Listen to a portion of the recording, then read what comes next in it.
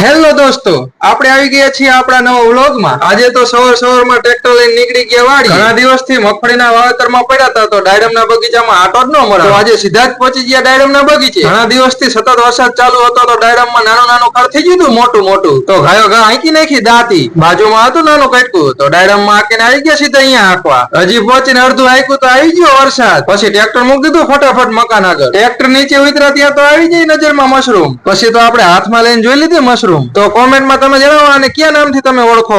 મકાને આવીને જોયું ત્યાં તો નાનો ભાઈ આવી ગયો તો વાડીએ। પછી તો બે ભાઈ નીકળી ગયા ડાયડમમાં રિસર્ચ કરવા। શાબાશ બેટા। ડાયડમમાં આવી ગયો ઘણો બધો ફાલ અને આવી ગયા નાના ડાયડમ જોતા જ નાના ભાઈ ડાયડમ તોડીને બોલાવી દીધી બાકાજીકી। રિસર્ચમાં સામે આવ્યું ડાયડમ તો છે બહુ મીઠા।